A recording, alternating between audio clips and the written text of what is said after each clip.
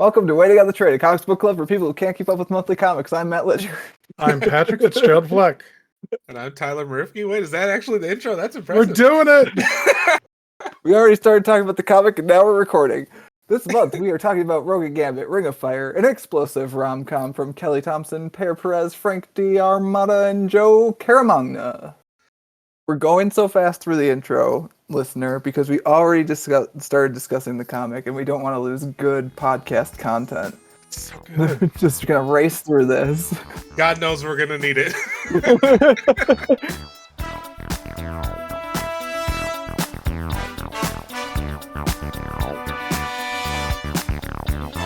Now, in case you need a refresher, Ring of Fire pits Rogue Gambit against not only new ex-villain Lavish, who my wife described as Gimp Woman today, but also their own relationship baggage. However, the couple that this book claims is everyone's favorite ex-couple comes out the other side with a new appreciation for each other and a new lease on life for their relationship.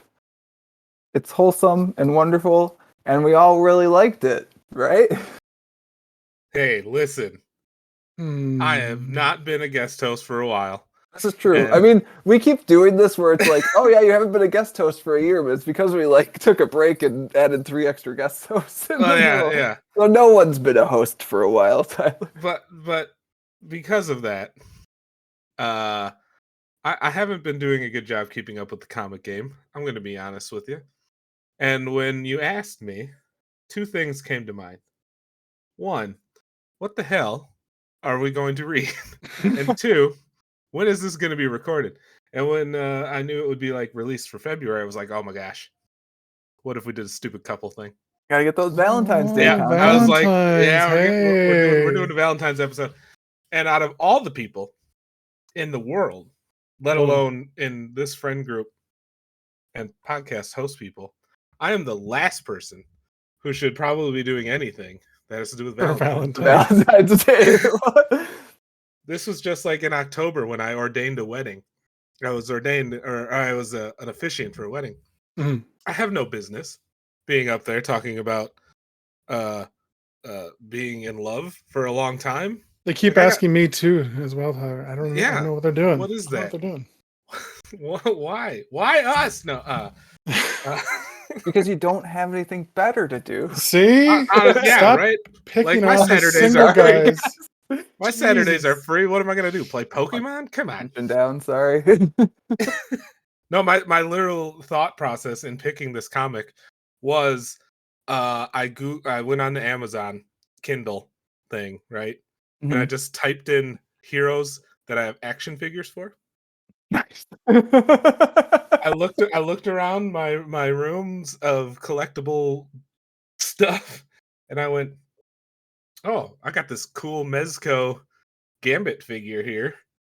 I wonder if there's any good Gambit comics out. And I mean, there aren't. Any comic that has Gambit in it is bad. Wow. It's my take, personally. Hot take number 1. And this one popped up, and I went, all right, yeah, it's going to be in February. Why not? It'd be like a couple things. But boy, oh boy. Wow. It was a comic. Yeah, let's start with your question, Tyler. Yeah, my question was pretty simple. Yeah, what the hell did I get us into? That's pretty much it. What the hell did I get us into? And what happened? That was that. So we had a text message chain going before we started this recording, where we were sharing our questions with each other. Okay, what do you guys want to talk about for this? And Tyler, you got the ball rolling by sending basically I think my question is, what the hell was that? Yep. That is. I actually have the text up. The text is my question being, what have I done too over the top, or is it a little less absurd than what the hell was that? That's what started this nonsense. Which I don't remember my exact response, but I think I went with, we can work with that. Yes. But Pat also chimed in later and was like, yeah, that's basically how I feel about it.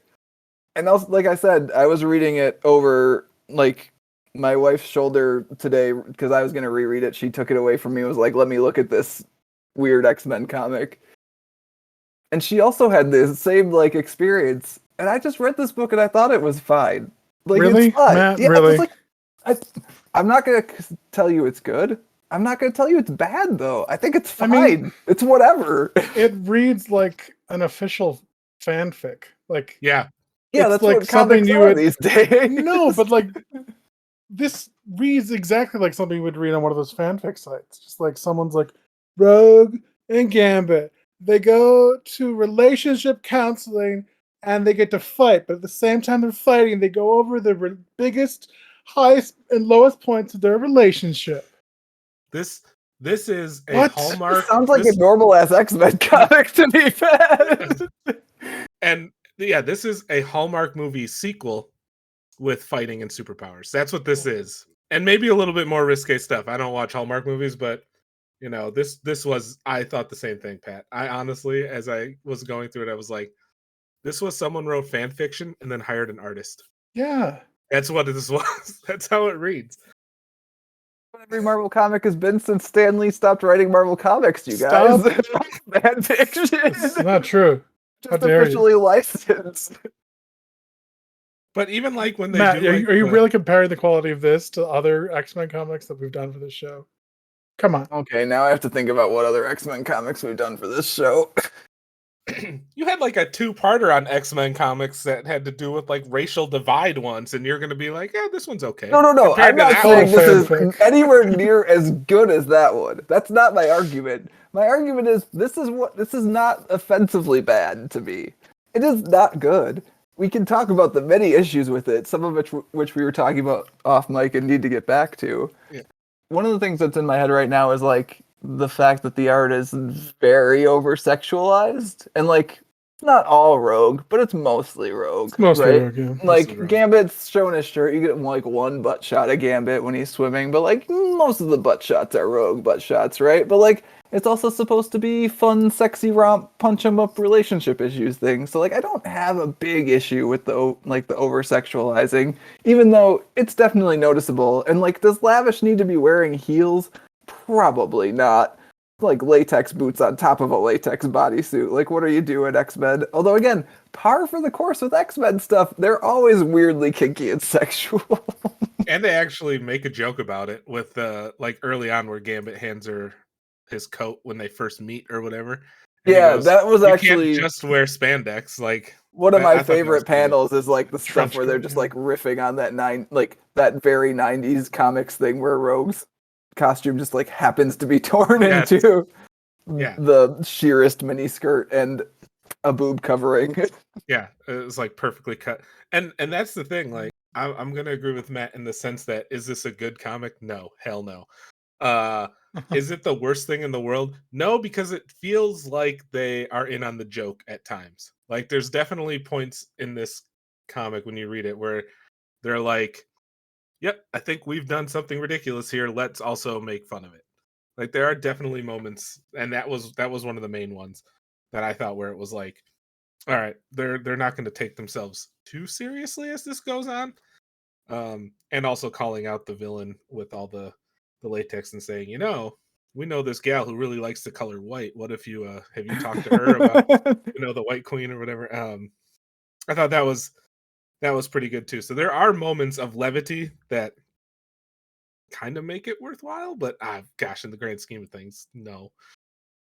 All right, so should we go over point by point the issues with the book? I mean, Tyler, it's your question. I guess you should probably elaborate first. Well, so like, I guess it all, the idea, the premise of it starts off fine, right? Like, oh, Rogue and Gambit. The premise is hilarious to me. Like, I know you guys are like, it's such a fan fiction-y premise, but like, I love the premise. Like, we have to go undercover and pose as a couple that has relationship issues, but also we are a couple that has relationship issues. Right. And like, again, that's, I think, part of the levity of it. Like, why don't you and Colossus go? Like stuff like that, where like there's actual, like, they're making fun of the story itself. But once it gets established, like by the end of the first issue or first chapter, if you will, it just goes along at a breakneck pace that makes no sense. Yeah. Like there's flashbacks that come out of nowhere. They do a breaking and entering scene, and then the next comic, it's like they forgot about it completely. But I do think that does not do the story any favors. Like, I was not really confused by that, but I can tell you that other people in this household were definitely confused by that, where it's like one chapter ends, they've done something that's like, oh god, what's going to happen now? And then they're just in therapy again the next issue. Like, I understood what was going on, but I do get how that could throw someone if they weren't, like, if they didn't quite get that Rogue and Gambit had basically forgotten what they did the previous issue. Yeah, it's like, so the last page of like issue 2, right? Or just before that, they find all the clones or the golems or whatever they're fucking called as they're being built, right? And they go, oh man. And then the, spandex lady, she goes, I can't think of her name now, but they're like, Lavish. That's it. See, it's not good when you're like the main villain. Who the hell's she? It doesn't matter. It really doesn't matter. The main villain was the Rogue and Gambit story, whatever. Shut up. They find it and they're like, oh man, that's bad. And then it ends and they're like, oh man, let's talk about Socrates and let's show off Rogue's assets again. Like that doesn't make any sense. Like, that should have built off of, like, what happened in between that. Like, you're telling me Lavish and Lavish Minnie, who dresses normal, spoiler alert, less lavish and less lavish, yeah. Yes, they're just gonna let him go. Like, there's got to be some bridge of the gap there, and it never happens, and it happens more than once in this, and that's really annoying to me. So lavish and modest. Yeah, we will canonically use those names now. Yeah. Lavish and modest. But yeah, it doesn't, and then they're all happy, and it's all, and I get that's part of the problem with the story is like that's what they're fighting, but they just don't do a good job explaining that this happened to the other mutants that have been sent there. All you see is the 3 of them presumably die at the start, but they don't. Well, what was Lavish's like what was the end game of what they were doing on this island? Did they ever explain that? No one knows, Pat. That's the problem. That's where the what the hell happened question comes into play, because it doesn't explain what her end game was or what her plan was. Making an army of mutant memory golems that she can steal powers from. I guess. I mean, that's what I've got. I think for me, one of the biggest sins that it committed was that the big bad Lavish, like the dominatrix Lavish that is doing all this, turns out to be a golem in the end.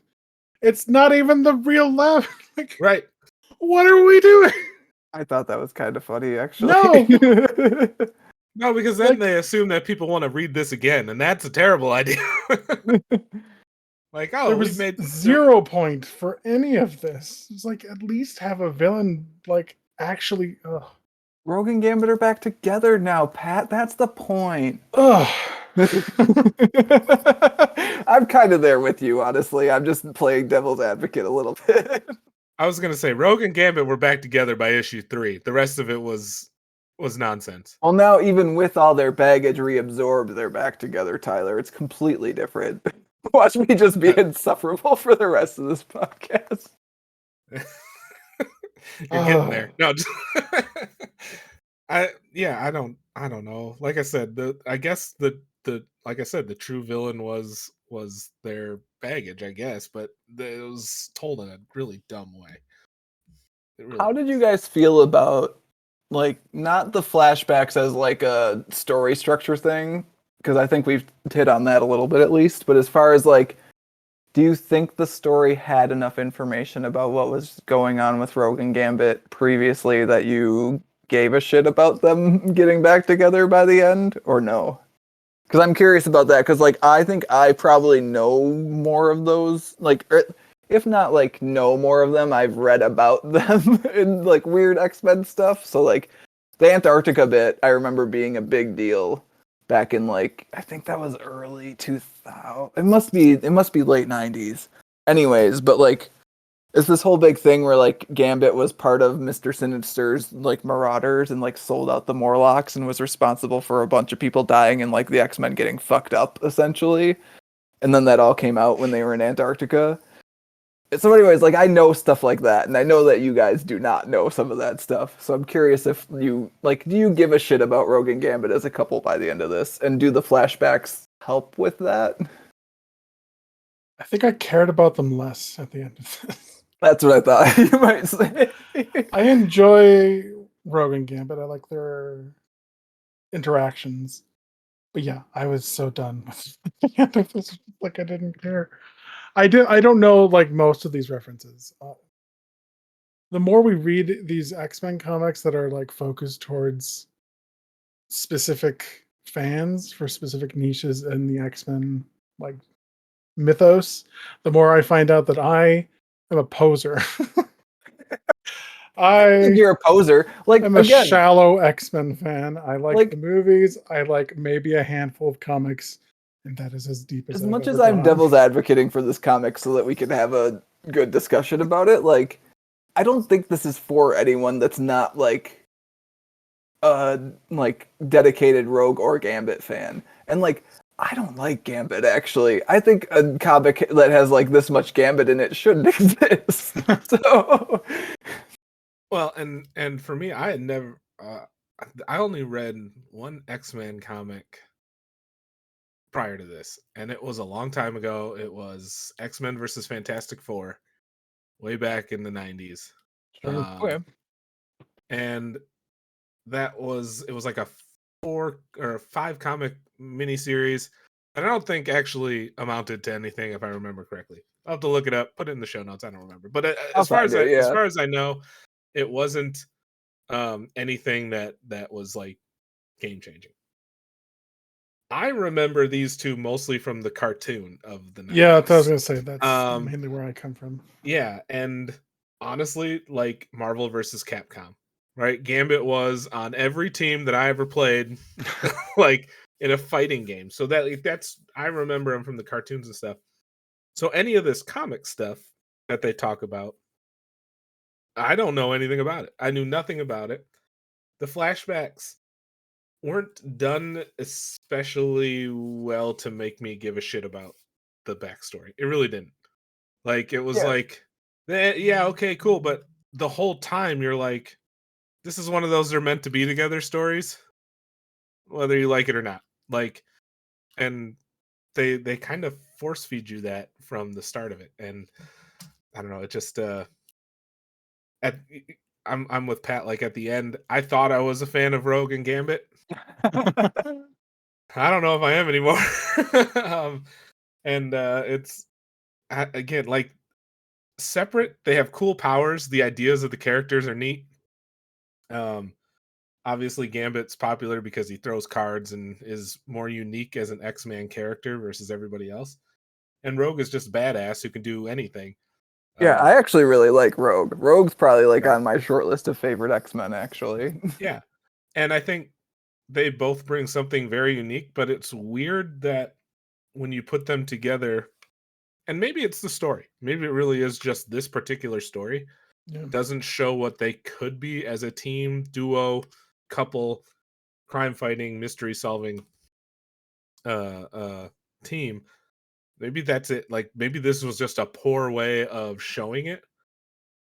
I mean, they're literally just fighting each other for most of it, right? Which like doesn't give them a ton of actually interesting stuff to do. Like there are so many pages where it's just a mess of rogues and gambits, and it's like, okay, cool, this is cool, I guess that's all right, but like they could do something new. Like they could do something else. I don't know. Well, yeah, that was it. So apparently this lavish chick has been recruiting tons and tons of mutants to this island, according to Kitty Pryde. Yeah, but they only fight rogues and gambits, except the first issue. No, the second issue. The second issue, yeah. And then it's like, and then it's like, oh no, these were just the two coolest ones. So we're gonna make a ton of golems of these two. It was like, yeah. Like if you can make a ton of golems of one mutant, don't you just need one decently powerful mutant, and then you're just golden.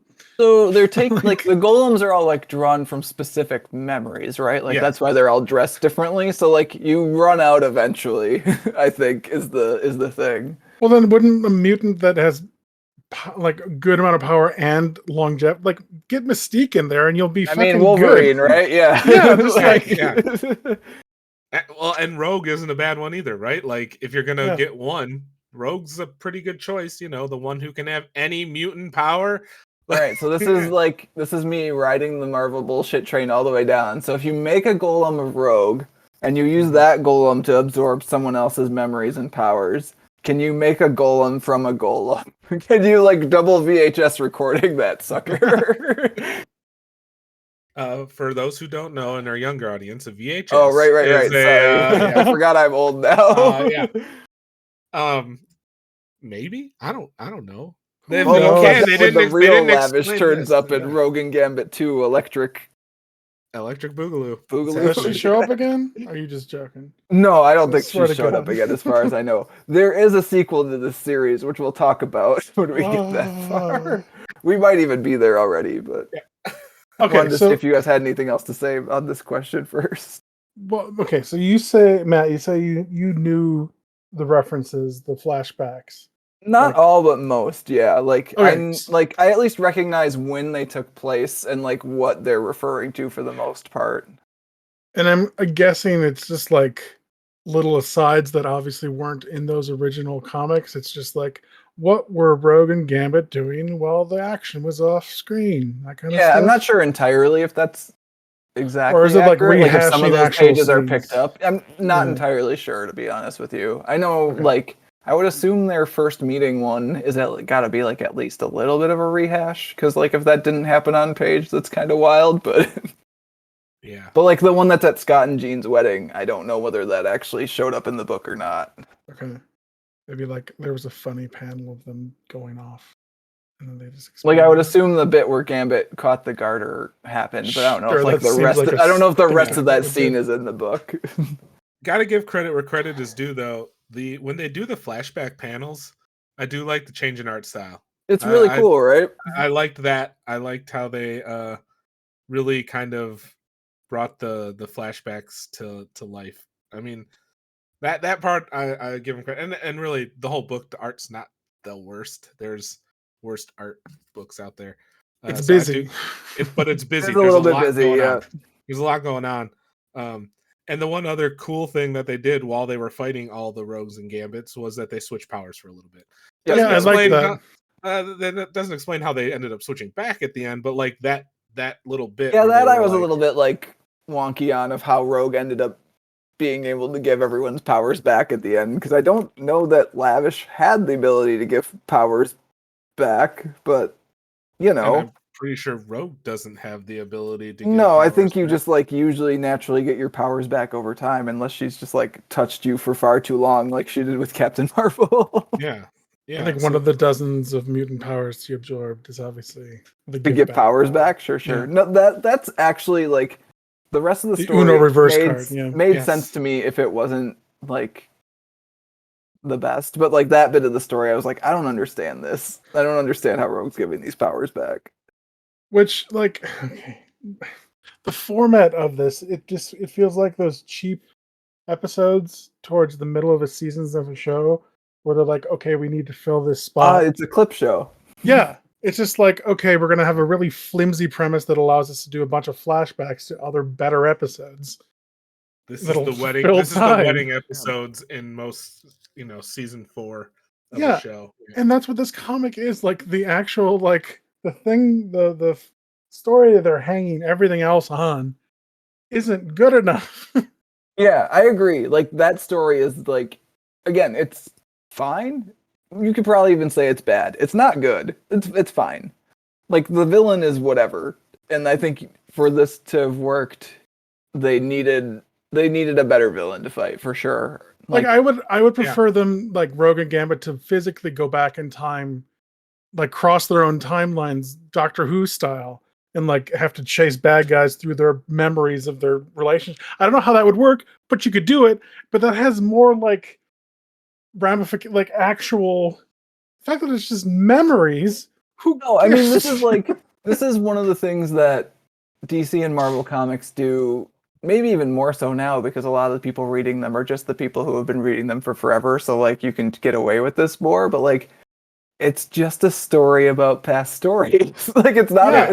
it's not really a new story. It kind of is. It pushes them forward a little bit, right? Like they were broken up, now they're back together. But But like there aren't stakes That's- because we don't know you what Lavish is I was doing. gonna say And you that- probably don't care about this story unless you already care about Rogue and Gambit. Like Even if you care about Rogue and Gambit, sure, are they or aren't they going to get back together? Yes, sure. I guess I care about that, but they didn't seem like they were like hating each other at the very beginning of this. yeah. Like, and- I don't and- think they and- needed all that much to get back together, but like, No.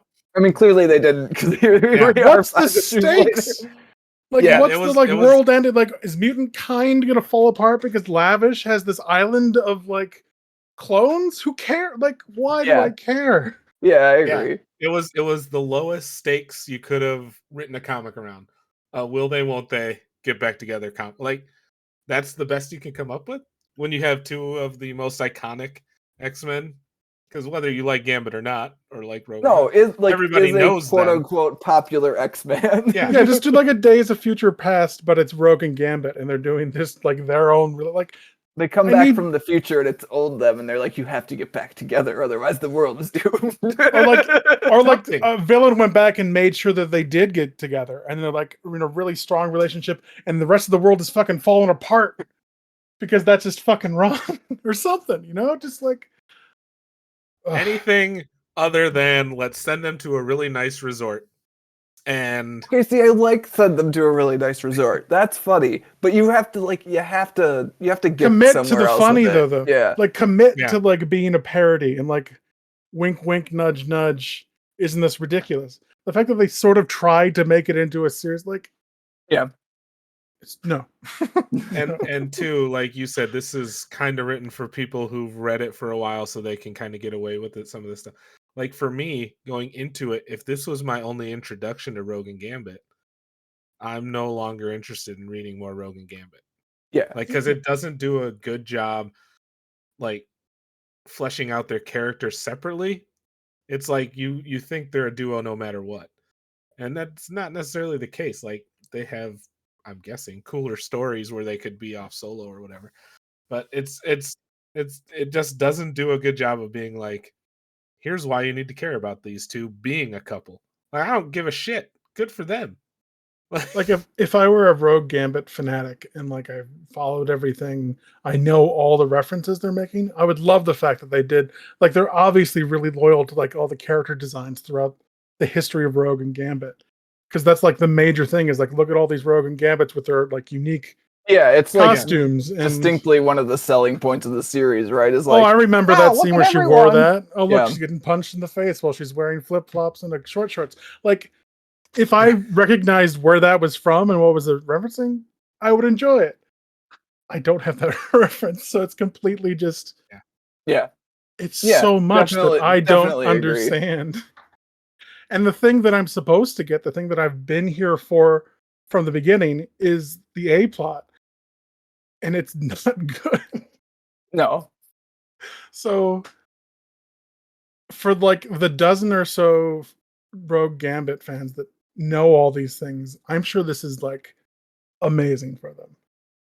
But everyone else, I can't imagine. The dozen or so fans were listed off hastily at the start of this. That's the writers, the artists, and the editors, I'm sure. But that's not true. I'm sure there are people who read this and enjoyed it. Like I said, those are the same people that probably read, shitty fanfic. Yeah, It really Marvel, does Marvel read- comics. Yeah, and Marvel Comics, so- So One and the same. Says the guy who only reads Marvel Comics. are you guys aren't going to read the follow-up sequel, Mr. and Mrs. X, that takes place after they get married? That's a thing? Yeah. Because I could tell you when we were talking in our text chat there, you were like, don't forget, we got to come up with recommendations and stuff. I said, I'm going to bow out this time. Like, I have one, but I don't think I have the right to suggest another trade paperback based off of if you like liked this. this. If So you I will like say, this, if you you and me are like not this, the same person. if you liked this, there is a sequel. So part of the reason I think one of the things that did kind of throw me reading it is the last page is so fucking weird, right? The last page is bonkers. You flip Gambit's like, Rogue, I got something important to ask you, and she's like, yeah, and he's like, how you feel about cats? And that's the last page. It's like, what? I don't understand. That's nothing. That's a nothing page for the last page of your book. And I think part of it is at this point in time, the X books were considering having Kitty Pryde and Colossus get married. And they decided not to do that. And instead, Rogue and Gambit got married. And I think 'Cause maybe they were gonna set that up, but they weren't sure whether they wanted to set that up. So this miniseries gets doesn't quite get to do what it thought maybe it was gonna do. I don't know. This is my theory, by the way. This is all headcanon. So Rogue and Gambit do get married in that issue of X-Men Gold. Let's say it's X-Men Gold number 30. That sounds right. Anyways, Who's and gonna this is this is actually sub-digression, the same season where Batman and Catwoman didn't get married. Like it was the same summer that where both companies had weddings that didn't happen. Hilarious. They had to have planned it, right? I don't know. Sometimes stuff just happens, man. Sometimes they resurrect dead sidekicks at the same time. Like sometimes people don't get married at the same time. It's just like weird synchronicity stuff.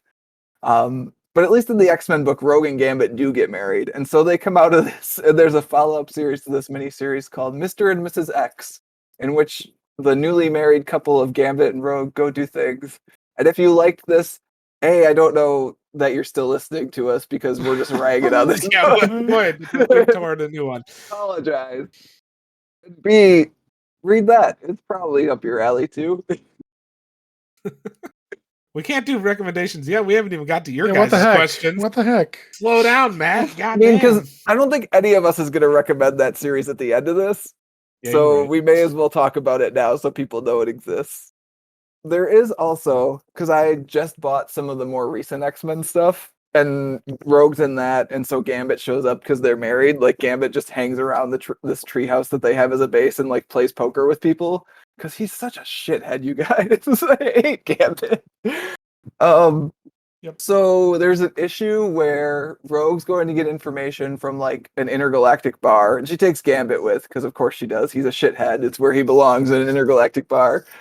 And Destiny shows up, and Destiny's basically like one of Rogue's moms who has been recently resurrected from being dead. The X-Men's so fucking weird, you guys. But basically the whole time Destiny's just like, God, I wish my daughter hadn't married you to Gambit. Like that's the entire thing of what Destiny's doing in that scene. And there's specifically a point where, because she has like, she sees the future powers. And so she's like, oh, Gambit, watch out on your left. And he turns to his left and there's no one there. And then someone comes and punches him from the right. She's like, oops, sorry. That makes it worth it. That's good, right? Like, that's pretty good. So it kind of makes the whole thing worth it. This is a good issue of X-Men. Just because of that. Because of this 5-issue series, we get one scene where Gambit gets punched in the face. Yep. And that justifies it as It's worth it. well, It's all well worth worth it. well worth it. I would argue you don't need to read this to enjoy that moment. Oh, no, you definitely don't. It does give you a little bit of nice context for it. Like, it gives you a little bit of an additional, oh, yes, thank God that guy got punched in the goddamn face. But see, it sounds like you have like a reader who had no idea who any of these characters were could read that and get almost the same amount of enjoyment that someone who knew all the references. That's called good writing. yeah, This I did would not have agree, that. actually. Yeah. Anyways, that's my wild digression on A, what you could read after this, and B, the current state of where Rogue and Gambit are at in X-Men comics. Sounds good. Yeah. We can go back to your regular scheduled non-Marvel soap opera bullshit podcast now. Yeah. Yeah, like I said, what did I get us into and what the hell happened? I'm sorry, guys. Again, I thought it was fine. I didn't think it was particularly bad nor particularly good. I also, I do have to pride myself on the fact that every now and then you guys got to have an episode where people are talking about a stinker, and man, we knocked it out of the park in this one. I'll tell you that right now. Hey, if Susie hadn't beaten you to the punch, I say 2 in a row. 2 in a row. Yeah. I was actually telling Pat before we started recording, I was like, Tyler picked one comic that wasn't written by Jason Aaron, and he'll never pick a comic that wasn't written by Jason Aaron ever I think again. he purposely threw it, though. I think he purposely threw it. Yeah, see, and that was the thing, I didn't want to just go back to the same, because I almost picked that Avengers run that you bought for me, Matt. That Avengers run also very up and down from like a person who's been reading it on and off. Like when I come across issues, like there's stuff that's really good and there's stuff that I just shake my head and I'm like, this isn't for me. Yeah, but that first like 5-issue trade or whatever is pretty entertaining. Yeah, in the grand scope of things, but even I followed it a little bit, and I'm like, what the hell are they talking about? Like, what is going on? But I was like, no, I'm gonna go pick something completely random and different, and here we are. All right, should we move on to your question, Pat? I feel like we can take mine at the end because mine is very divorced from the series as a whole. How dare you say divorce while we're talking about this? It'll happen eventually, man. Well done. She kissed Deadpool. So, I mean, I don't understand how he even forget. Again, that was the other thing, too. Like, they did so many goofy things. So many goofy things, and then tried to make it so serious at the end. And it was like, no. There was no tone in this comic. They were like, it's funny. It's sad. It's supposed to be scary. And then it's... It never really does come around to being scary, which I think is part of your guys' complaint with, like, where's the stakes? Like I'm never fearful for anyone, even like less so than I am in a normal like superhero comic, right? Like, yeah. And they could have easily made it scary, like body horror stuff with all the golems could have happened. Taking people's memories away from them—that's one of my primary fears in life, my friend. Yeah, like leaving all the mutants like semi-comatose in a mental institute. That's freaky. Which they never go back to until the end. Like they just ignore that part. Yeah, that's. Yeah.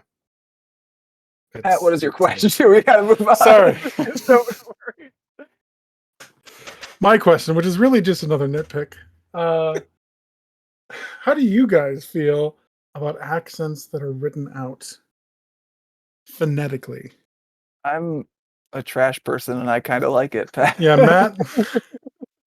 But like again, this is one where I feel like I'm gonna give you the weird speech that I give where I'm like, I grew up reading like the Elkhorn Library had a bunch of volumes of Essential X-Men, and Nightcrawler would say Mein Gott all the time, and Colossus would say like Tovarish or whatever he says. Like it's part of what X-Men comics are to me. Like I mean, it's not just an X-Men thing, but I mean, even reading like a book, if it's like, I don't know, like Game of Thrones.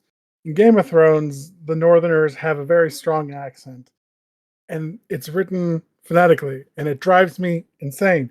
I hate having to sound out like really strong Scottish brogue. Just write what the character is saying. I don't want to have to like do homework to understand what is being said. It annoys me so much. I get what the author is trying to do. I get that they're trying to make it immersive. I don't like it. And I would prefer them just say like in like brackets, like in heavy Southern. I don't think you get the same feel though, honestly. Yeah. Like I think like struggling to read, like there's a point where it becomes Dubliners, right? And you just have to throw the book across the room because you can't read it. Like I think a little bit for flavor is fine. I think it adds flavor. It's fine. They have to talk like that. You should have to read like that, Pat. Think of what they're going through. No, that's their life, Pat. Their life, Pat. And you're just gonna be like, your bubble has to be like my bubble. That's fucked up, dude. All right, Tyler. So you're okay with it as well? It's just me out here saying, well, it's too much. I think if it's done right, like obviously with Gambit, he's a Cajun, and it's not as bad. And part of it too, like I can see where you're coming from, because like I said, I think of the cartoon. Sure. So like in my brain, I don't care how they type it or how that's written out. I'm going to think of that voice.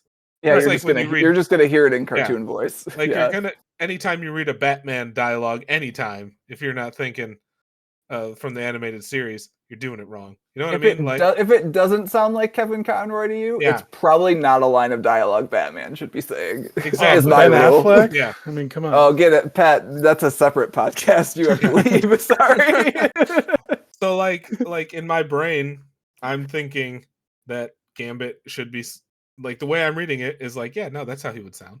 So it makes sense to me. Rogue, I always thought was supposed to be more of like a Southern Belle kind of character from the cartoon, but in here it doesn't read like that at all.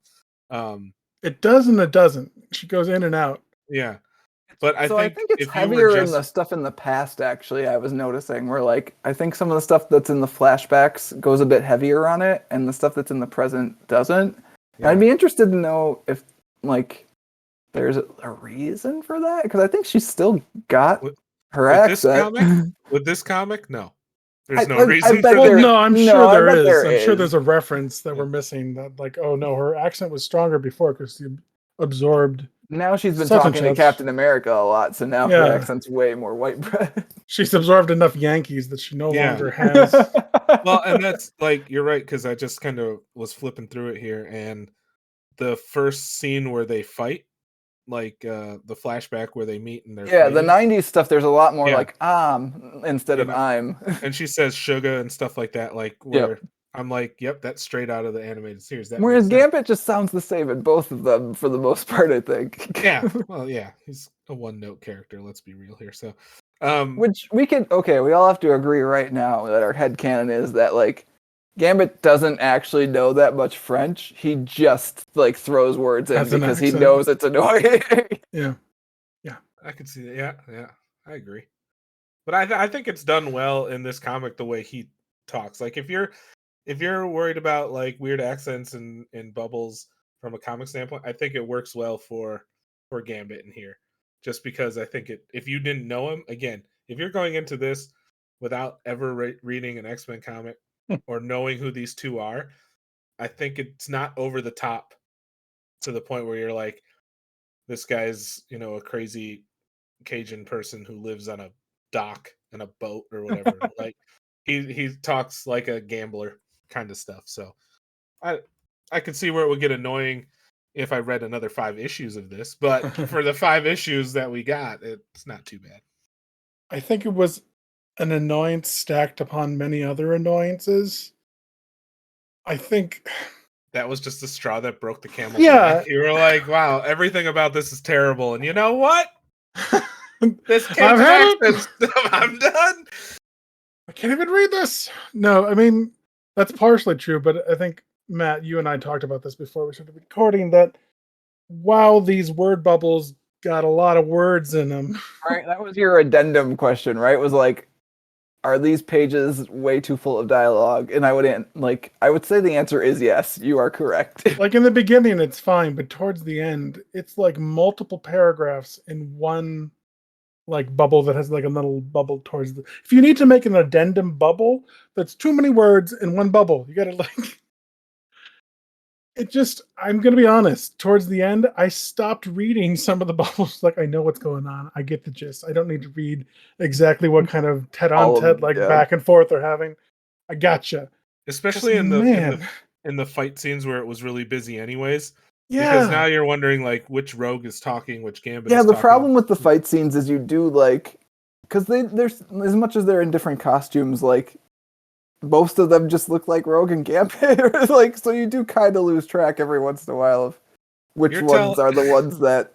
You're telling me we a good care guy about. who wears a trench coat is fighting another dude in a trench coat, but we don't know which trench Can't coat tell is the who good is who. trench coat? There are literally versions of the Gambit costume in here that are just like the purple on his chest is a slightly different pattern. Different shit. Yeah. That's the change, and I'm gonna tell those people apart.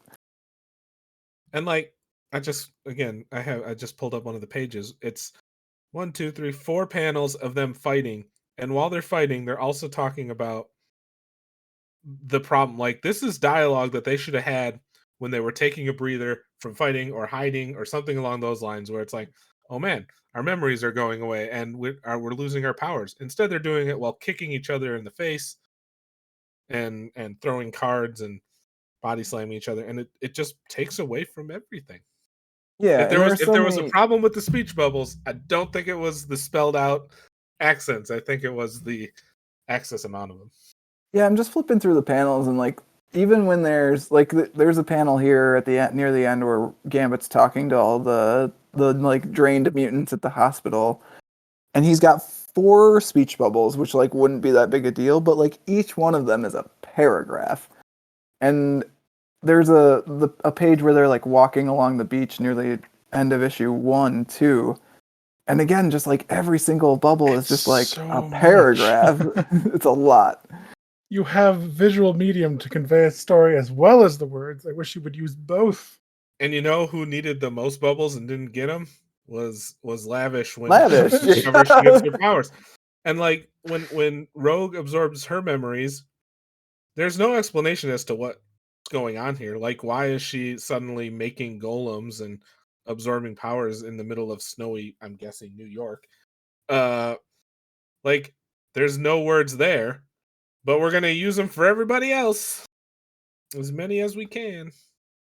Yeah, I feel like 4 bubbles in a panel is actually like you should only be able to get away with that so many times. And I'm just flipping through pages, and I'm like, every single page for the most part has at least one panel where it's just at like Multiple 4 or paragraphs. more bubbles, and so many of them are just like huge bubbles. Also, like it's not like a sentence. It's like, well, some of them are a sentence, but they're really big long sentences.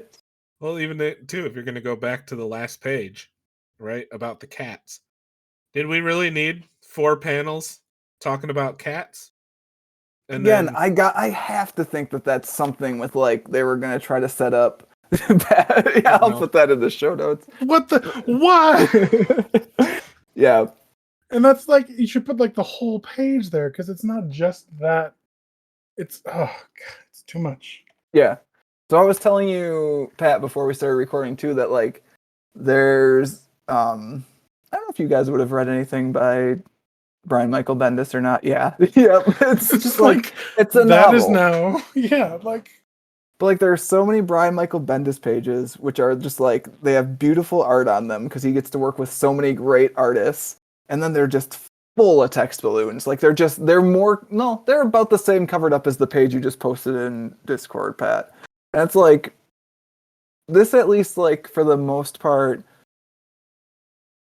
like there are too many balloons, but you can at least argue that like they work with the art. Like they don't. Like I don't know if I want like I'm comfortable saying that they work with the art. Like they do, like they lead the eye and stuff for the most part. There are so many like Brian Michael Bendis pages where they're just like there's so many balloons. It's just like on a montage page that you just want to look at. yeah. Anyways, those are the exact pages where it's really egregious. Those are. yeah, that Gambit one, like I'm looking at it and I'm just like I can't help but edit it in my head, like with my writer brain, to be like, okay, I make that first one like 10 words, the second one like 7 words, and then like maybe even cut one of those. Like I don't know. I mean, it's like it's Monday morning quarterbacking, and I don't like to do that because again, getting anything like written and published is hard. So I don't love to. Are you sure you read this, right? I don't think it's that hard. I mean, when you publish your Marvel comic book, Tyler, we're doing an episode on it. Let me tell you. I would gladly. No, I'm gonna make somebody else do it. Like I'm not gonna be the guest host on that one. Somebody else can be. I don't want to go too hard because again, like I don't think any of it would like tipped the comic into being unreadable in a way that like. Pat, you remember in Sandman Endless Nights, I was trying to read those, I think it was the Delirium story, and I was like, I literally just can't read this on a tablet. Like, I just can't read it. Sure, but that's like, this is art, and that's like bolded. Yeah, it's like an opposite problem, right? Where this one's like very straightforward. It's designed to be disorienting. Yeah. This is supposed to convey a story, and like, I don't know. Yeah. I agree. I'm just gonna keep finding. I also like how we're just gonna keep posting. Okay, Yeah, literally those bubbles are too small for me to be able to read them in Discord, so you might have done it wrong, right? Like the other ones you've posted so far in Discord, I can at least like read them without squinting, but this one, which is the page where Rogue is sitting on a dock in her swimsuit and Gambit's in the water in his underoos, I can't read what Rogue is saying from the picture you posted in Discord because the bubbles are they're too big with too small of words in them. And you know what the best part about that one? That page has 1, 2, 3, 4 other panels they could have put words in. Instead, they have them Like diving when in they the have water. an entire 2-page spread, and then we get the like, Yeah. what is this nonsense? Like 4. Oh God, why? Yeah, I'm not entirely sure the problem is with how they spelled stuff out here. It's just how much they use. I'm just saying it was a strain to begin with, and then what I'm reading doesn't make any sense to me. Ugh. All right, guys, we're gonna stop dunking on the comic now. So that We're was gonna my move on. question. Sure? Move on Are you sure? Get on the comic. Oh, To a no. related, but not actually about the comic question. Which when we were talking before, I was like, I should bring a question about the comic that maybe like lets us talk about the good points of the comic. But we touched on some of them. What there was, it's fine. My question is, who is your favorite ex-couple? Because this comic claims that Rogue and Gambit are everybody's favorite ex-couple. It says it on the back cover here. Everybody's favorite ex-couple is reunited. I think that's false. I think Rogue and Gambit are not my favorite ex-couple and would not. Well, I'm trying to think. They might crack into the list if only because I like Rogue, but I really don't like Gambit, as has been previously stated. Well, this is where, like Pat said earlier, fake fan, if anything, or ignorance. I don't Join know. us. I don't know enough ex couples to. I mean, okay, so Rogue and Gambit is the one. Yeah, obviously got Scott and Jean.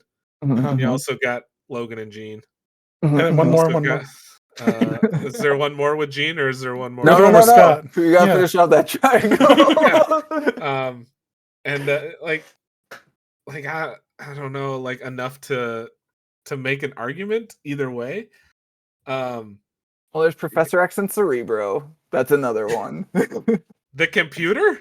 Yeah. That's a thing? Yeah. No, not really. But I could see it. Yeah, okay. So I guess if you don't have an answer, that's fine too. I just don't have enough knowledge to where I could be like, yeah, like I didn't know Colossus. I thought Colossus was gay. I didn't know him and Katie were a thing. Or Kitty were a thing. Like I did not know that. Hang on. Vamp a little bit. I gotta Google something quick. I mean, I feel like I didn't know enough about Mystique and Destiny. I'd like to say they're my favorite, but I haven't seen enough of them to really say. I've seen I follow some page on Facebook called like Out of Context Comics Panels. And Sure. there was one where it was those two and I don't know, like the world was ending or something like that. And it was like a really like nice touching moment between the two of them. And I was like, oh, that's nice. I didn't know they were a couple. I didn't know who Destiny was before this comic panel either. So like like House of X and Powers of X is the only Mystique and Destiny stuff that I've gotten. But yeah, I mean, that's some good Mystique and Destiny stuff, though, Pat. That's not a bad place to start. Where Destiny basically tells Mystique, "Hey, there's gonna be this like mutant paradise island, and it's gonna seem good, but if they won't resurrect me, something shitty's going on, and you gotta burn that place to the fucking ground." That's a good premise to a story. Why it's didn't we pretty go good. that way? Hey, Rogue Gambit, you got to go to a couples retreat, right. or else what? I don't know. So can I tell you, like, basically what ends up happening? God, this is just gonna be explaining X-Men lore to you guys, which I guess is what the X-Men podcasts are, because that's what X-Men is. So basically, what ends up happening is Mystique impersonates Xavier to like get the like memories and genetic material needed to resurrect Destiny from Mr. Sinister, who knows it's Mystique anyways. He's just like, sure, have it. I know who you are. I know what you're doing. This will be fun. And then like Mr. Sinister, yeah. She goes to the mutants that like can the set of mutants that can resurrect other mutants, tricks them into resurrecting Destiny, and like basically the way that they reveal to Charles and Magneto, who have been trying to stop this from happening for reasons, is Mystique's like, I have a nomination for the ruling council of Krakoa. It's my wife who you wouldn't let me resurrect. And Destiny just walks in, and they're all like, "Fuck, we already lost." Yeah, man, it's over. Yeah. That's good X-Men comics. That is good X-Men comics. You know. Anyways, my favorite X couple is Cyclops and Emma Frost. Oh, I was gonna say, if you fucking said Jean Grey, goddamn. No. Cyclops and Emma are like so much more Because it's interesting. so wrong. Yeah, it's right. just Like that's kind of the thing, right? Like they don't really make any sense, but that's part of why they make sense. Because like they both see like some qualities of the other one that they relate to, and they're like trying to work on the stuff that they're like, I don't really think you should be doing that. So that's Scott and Emma Frost when Emma Frost is mind fucking him as Jean Grey in her costume in his mind, right? You know, is like legitimately one of my like You one want of to the talk about comics I fan read when I fiction? was in 8th grade. What did you just say? I read that comic. I bought that comic at a gas station during our road trip to Washington D.C. They just randomly had a single issue of New X-Men by Grant Nice. Morrison, and it's the issue that ends with Jean coming in to like Yes. Scott and Emma's psychic affair and be like, "What you doing, bro?" What the fuck? And I'm just like reading that on my Catholic school road trip. I'm just like, Just gonna close this real quick. I'll read this later. Oh, that's good. I guess mean, to didn't go know off that of was cool, yeah. to go after the Grant Morrison thing, I think my actual favorite is probably Beak and Angel. I like them. Oh, that's a good one. I'm gonna go with Beast and Science. I'm just gonna go with that one. Oh, Just so Tyler, that's perfect no for each good other. actually. Beast is evil now, so Oh, is he really? Science done fucked him up good. God damn it. But they're still together. That's the important thing. They are still together. Through thick and thin, Beast and Science. That's better than my other answers, which were going to be, Blob and Food, Nice. Sabretooth and Wolverine. That I like that answer actually. Sabretooth and Wolverine. That's all I got. I don't know enough of them. I was going to say Rogue and Gambit, but that's Not anymore. ridiculous at this Not point. anymore. Yeah, The it's comic has ruined that for done. you. You know what? I'll say this. How about Storm and Black Panther? Yeah. It's not two X-Men, but let's face it, that's a pretty cool power couple there. Can I tell you, this is not actually my favorite moment in their relationship. I'm thinking about other comics now, and they have actual like nice like I don't know if wholesome's the right word, but like good romantic like relationship moments. But the shitty guy in me wants to say my favorite moment of that relationship is in Avengers versus X-Men when Black Panther tells Storm that the high priest of the Panther God annulled their marriage, and Storm's like, "You're the high priest of the Panther God." He's like, "Yup." You got it. Sure did annul our marriage. Yeah. I forgot Bobby Drake has a boyfriend now. Who's Emma Yeah. Frost's brother? What? Yep. Oh my god. Interesting one too. See, I could have done an Emma Frost one because I have an Emma Frost statue that's really cool. I'll just send a Emma picture. Frost is awesome. So. Yeah. I'm not a big X-Men mark, but like I got some pretty cool X-Men collectible shit over the past couple of years. I'll just send some pictures so you guys can see what I'm talking about. Yeah. But no, I had to see a Gambit action figure first before I went to the other room, and here we are.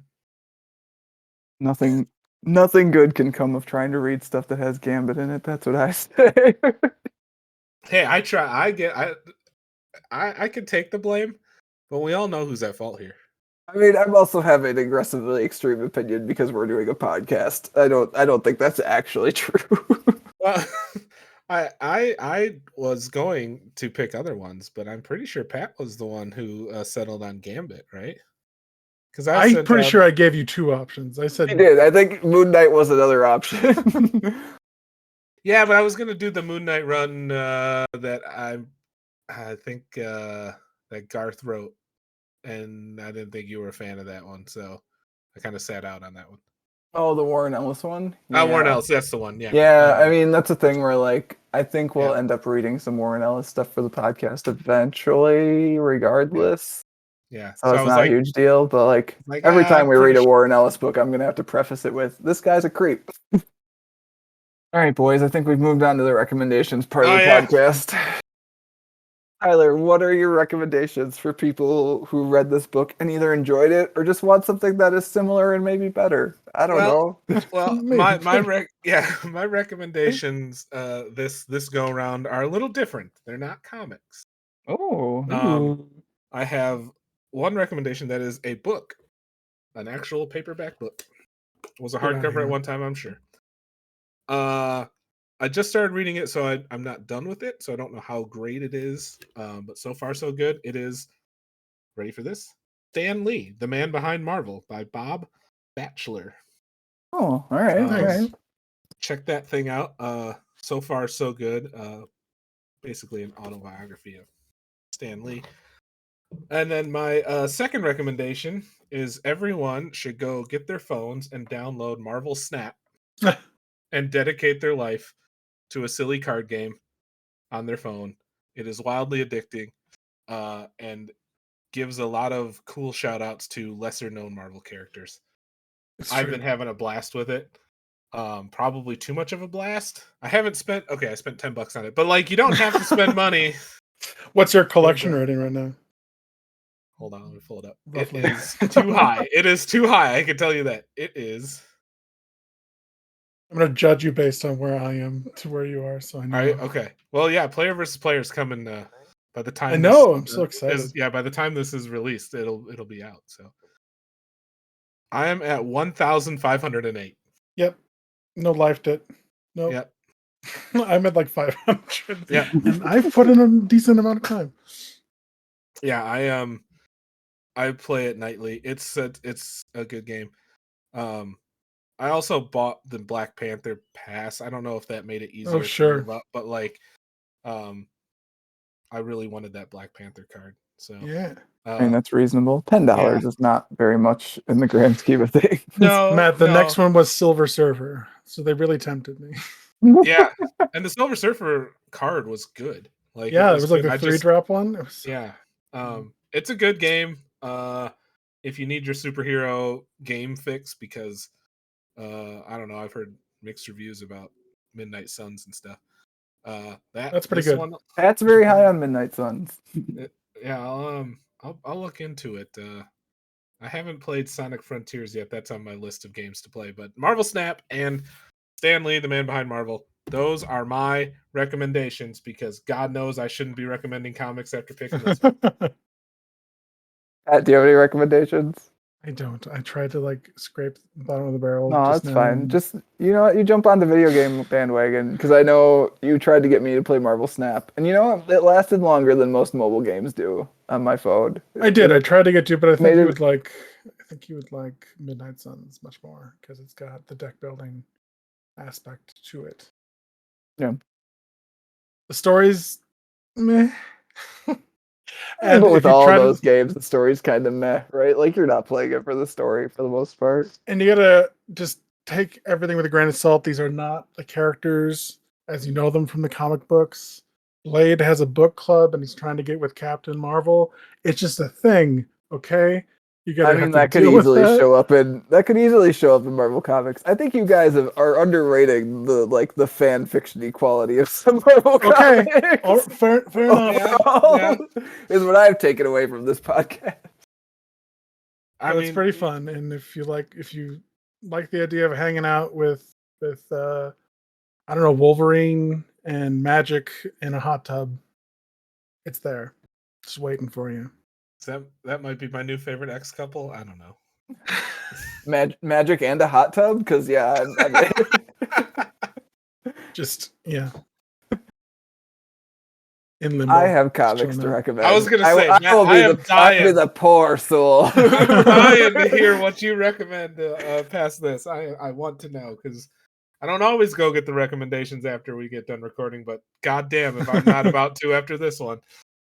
So the first one I've got is like a similarly like rom-commy fun superhero like date story.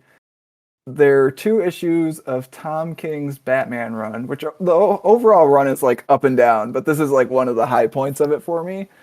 It's a double date between Batman and Catwoman and Superman and Lois. Oh, is that the one with the cute like elevator sequence? Yeah, so the first part of it is them like they end up going to like stop the same crime, I think, or something. Like that's the first issue. But the much more fun issue is the second part where they go to like a county fair and like it's superhero night at the county fair, and in order to get in, they basically just like they all swap costumes, and then Catwoman's just like, just let me in because she's just dressed as Lois.